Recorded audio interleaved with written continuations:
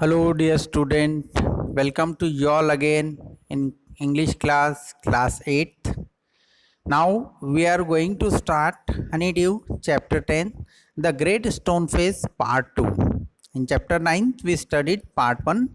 Now in chapter 10th we will study the same stories part 2nd. Now summary of the chapter. As in part first you studied how Ernest loved that stone face and how two rumors spread there. First about the gather gold and second about the blood and thunder. These two men, the valley people were considered, these two people were resembled to the stone face, but they it was only the rumor, it was not true things. Now in second part we see how the real face, how the person who resembled to the stone face came to the valley. Introduction. Ernest still lived in his native valley. He was a simple hearted man. Ernest now became very old. He was he was very kind hearted and very humble, very noblest person of the valley. He always worked for the betterment of the world. Though he was considered to be an ordinary man, yet he was humble and rich in the thoughts. People thought that he was very common people in the valley because he all the day long he helped his mother, and in evening he sat outside of his cottage and gazing to the stone face. He learned many things. His thought was very he was very rich in thoughts. Even nearby people came to him and asked, share their problem and ask for the solution of the problem. So many learned people, many knowledgeable people came there and they shared their problem with Ernest, and Ernest definitely gave them solutions. So this way Ernest became very famous there. Now Ernest became famous. With the passage of time, Ernest became old. He had wise thoughts in his mind. He had become famous all over the world. Men came from distant places to see and speak to him. A new poet had appeared on the earth while Ernest has been growing old. Here in Valley, Ernest was growing old. The same time, in other place, one poet, he was also growing old, but his notes, he was writing very impressive poems that time. The poet was a native of Ernest Valley, but had stayed in distant cities for a long period. That poet also the native of the same valley, but he left the valley very early and he stayed a different cities or other cities, and he was writing very impressive notes there. Ernest happened to read his song. He thought the poet must bear likeness with the great stone face, because the poet composed many poems related to stone face and he described the stone face very keenly and very accurately, and Ernest read it.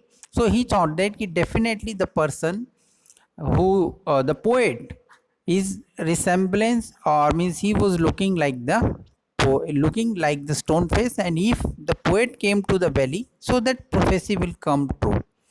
So he thought the poet must bear likeness with the great stone face. He lifted his eyes to the mountain. The face seemed to smile but did not answer. He asked many times to the face, is this poet is the real person whose face is resembled to you? But the face did not give him reply. He only smiled. Next, the famous poet and Ernest. So after some time, the poet came to the valley and poet and Ernest met. So the poet had heard of Ernest's character. One day he came to his door. Ernest was reading a book and glancing lovingly at the mountain from time to time. So as usually, that Ernest was sitting outside reading the poems and gazing or looking towards the stone face again and again. At the same time, the poet heard many good things about the Ernest, and he also wanted to meet Ernest. He came to valley and he reached to the door of Ernest. Ernest gave him shelter for the night. The great stone face looked kindly at the poet. So he stayed with Ernest. They both discussed many things. They had a good they had a good communication with each other at a night, and they share many good thoughts. The poet found Ernest's voice gentle and kind. The poet, whatever the poet heard, that was very less. When he met to the Ernest, so he came to know Ernest was a very wise, very knowledgeable person. Ernest was also moved by the poet's mind, and poet also wrote many impressive poems. So Ernest definitely impressed by him. So this way they both appreciated each other. It seemed the great stone face was bending forward to listen to the poet. Ernest examined the poet's features. He hoped that the poet was the person he had been waiting for. So he talked to poet, and he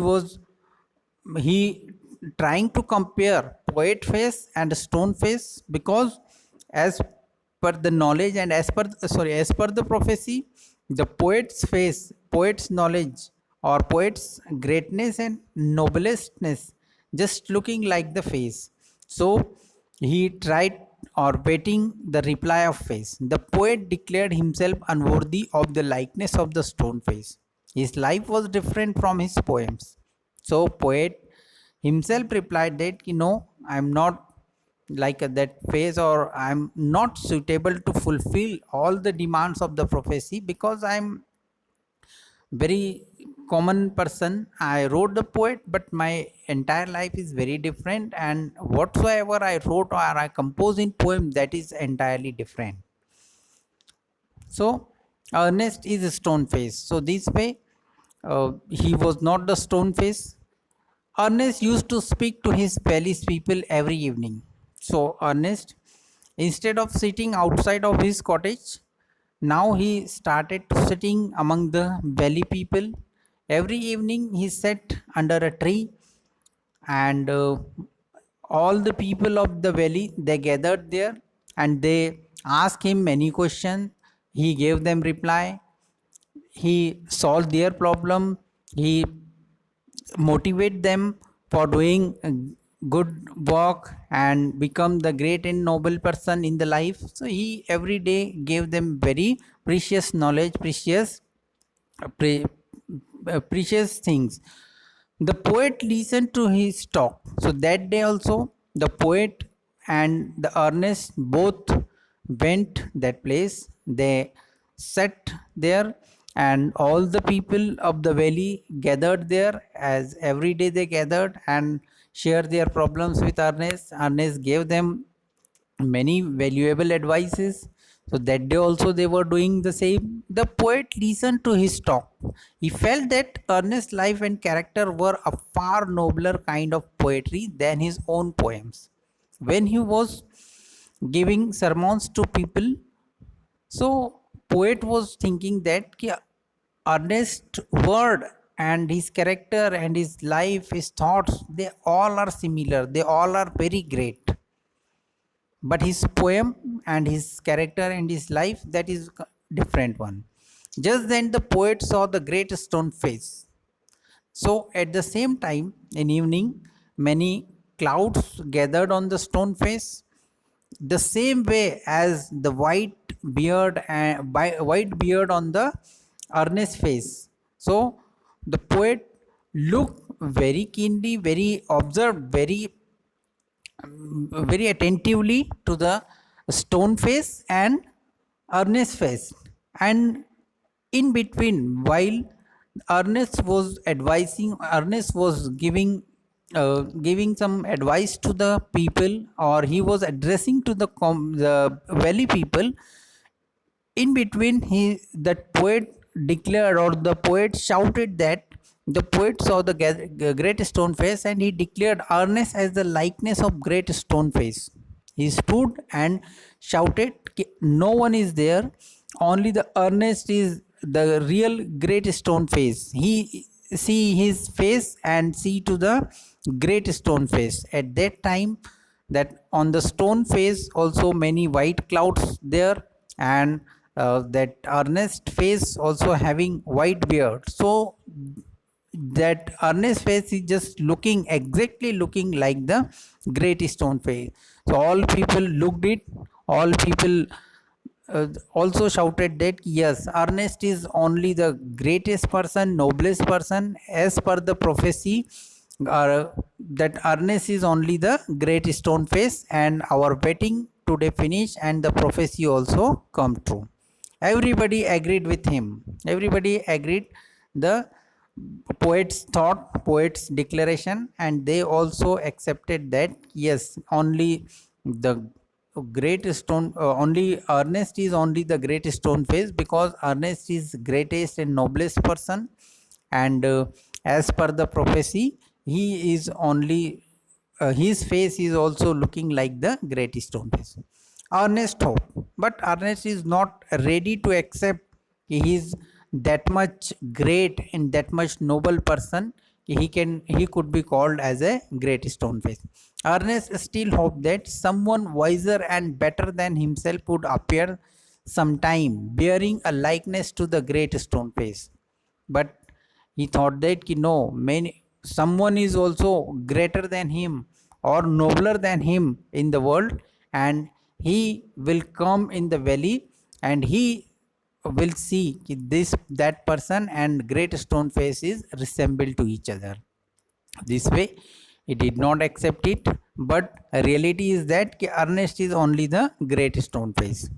So student, I hope you understood the part 1 and part 2 of the great stone face.